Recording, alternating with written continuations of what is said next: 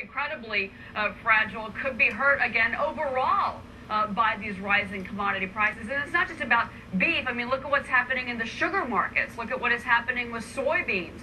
Those are all jumping. I mean, this is everything we use to feed our families, and all of it is jumping up. Coffee, 122%. You know, the numbers sound a little scary, and they're certainly a factor for the poor. Recession's always looming, but you know what? Food's really just not that big a deal. It's 14% of the CPI. You know, shelter is actually twice as big a component of the CPI, and shelter has been just flat because of the housing slump. Probably the only good thing about the housing slump. Food, I'm sorry, it's not that big a deal. And you know what? More expensive Big Macs, I got to tell you, might be good news for America's ever-widening gut. I tell you what, Wayne, I mean, maybe the government doesn't think that food is that big of a deal because they don't include in their inflation calculations food and energy. Does that make sense to you? No, it doesn't, and that's correct. Food and energy are not part of the inflation numbers that the government gives us, and John is on to something there. I mean, the fact of the matter is the president just this last week talked about energy prices, and he's going to investigate energy prices and the speculation in energy prices and all that. What does he think about the speculation in food prices? I mean, the same guys are on the Chicago Board of Mercantile Exchange, Chicago Board of Trade. They're trading the same kind of things. Of course, Cheryl. I mean, inflation wreaks havoc on businesses. Stephane is right about one thing. It also wreaks havoc on poor people, exactly those lower income individuals that the government talks about trying to protect so much. But Wayne, to your point, who's causing the inflation in everything from sugar to crude to everything else?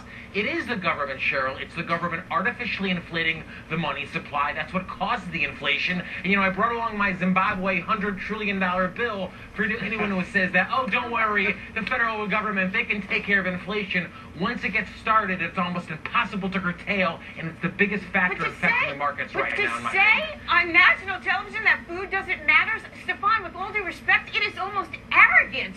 My God, this is what people spend the most of their paycheck on. I don't care what your textbook definition of inflation is, that there's no corresponding wage increase.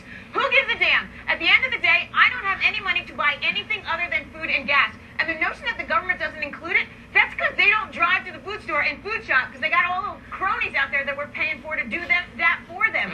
It is a very big piece of the puzzle, and the notion that it's going up could definitely crimp this economy.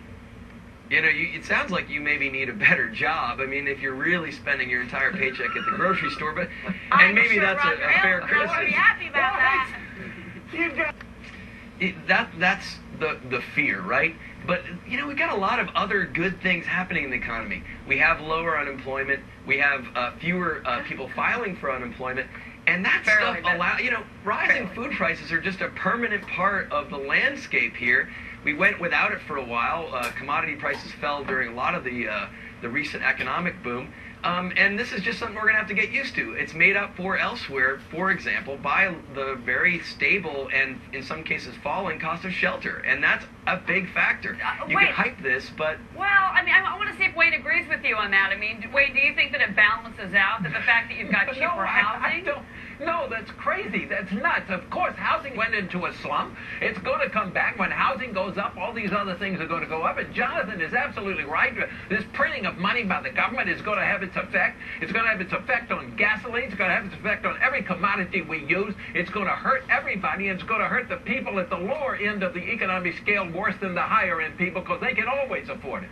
This is artificially inflated. Look at corn-based ethanol. This corn-based ethanol has driven up food prices dramatically. Add to that what Jonathan also talks about with the QE2. You've driven inflation all over the world. You talk about this being a one-time event. You had a 200-year drought in Mongolia and northern China. You have a 200-year flood in northwestern Australia. We have a lot of things happening around this world that have driven up food prices. We have exacerbated this with QE2. This is a real problem going forward. And Stephane, you can say, get a better job. Most Americans don't have that option. Stephane, last word on this? Look, the fact is we're going to face a lot of different wins in the coming next years, and I think food's one of them. It's not the only one that matters. All right, guys.